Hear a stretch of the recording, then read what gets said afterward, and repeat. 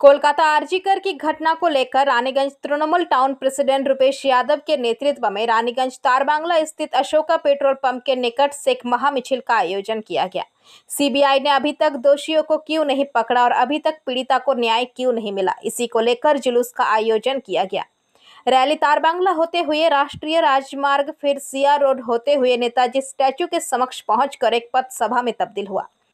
इस दौरान उपस्थित थे Raniganj Trinamool town president Rupesh Yadav, borough chairman Muzammil Shahzada Ansari, 36 number ward के councillor Dibyendu Bhagat, 34 number ward के councillor Jyoti Singh, 35 number ward के councillor Akhtari Khatun, 88 number ward के councillor Neha Sao, ex councillor Hina Khatun. इसके अलावा संतोष सिंह, सौमित्रा बैनर्जी, साधन सिंह, TMYC के Victor Bagchi, Shubh Bhattacharya, Amit More, Raniganj minority cell के नियाज अहमद, अभिमन्यु भगत, अशरफ खान सहित तृणमूल के समस्त कार्यकर्ता एवं समर्थकगण।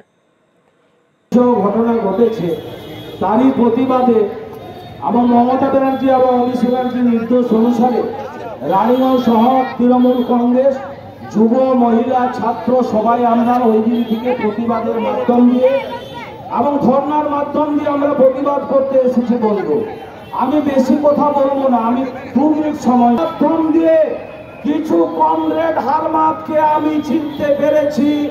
আমাদের মিডিয়ার মাধ্যম দিয়ে ওই কমরেডদের আমরা হুঁশিয়ারি করে দিতে চাই। বন্ধু, পশ্চিম বাংলার বুকে জনসাধারণ আপনাদিকে শূন্য করে দিয়েছে। বন্ধু, আপনারা আগুন দিয়ে খেলবেন না, মনে রাখবেন কমরেডরা আপনাদের হাতে পতাকা আছে, আমাদের পতাকা পুড়িয়ে আপনারা শান্তি পাবেন না।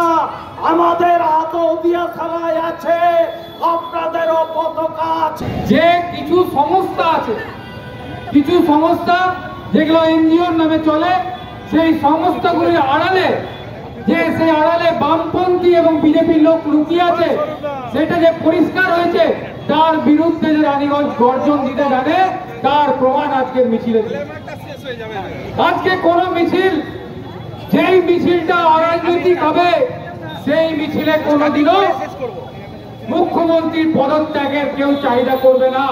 কিন্তু এই এনজিওর মিছিলে মুখ্যমন্ত্রীর পদত্যাগ এবং আমরা দেখেছিলাম আমাদের দলের ঝান্ডা পোড়ানো হলো।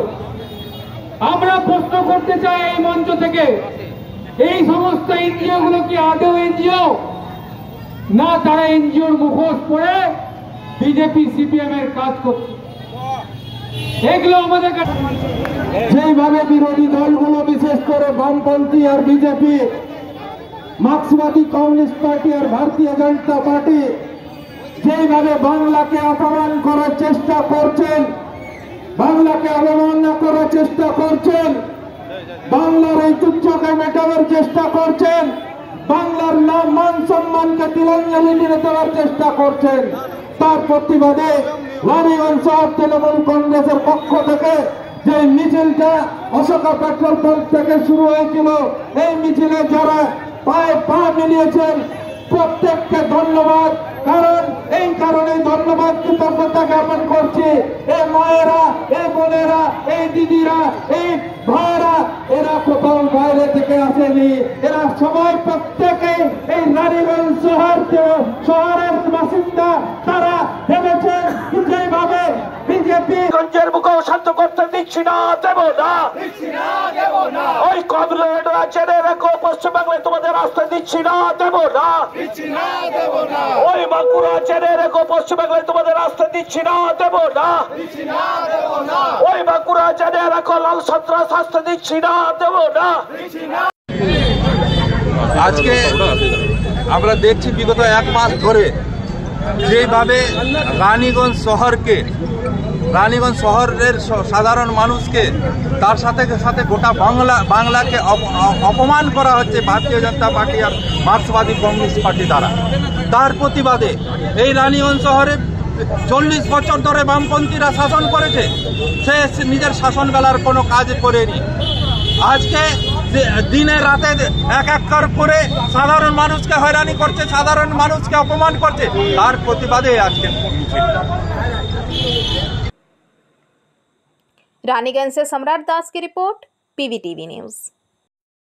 नियमित अपडेट एवं दुनिया भर की ताज़ा खबरों के लिए हमारे फेसबुक पेज को फॉलो एवं यूट्यूब चैनल को सब्सक्राइब करें।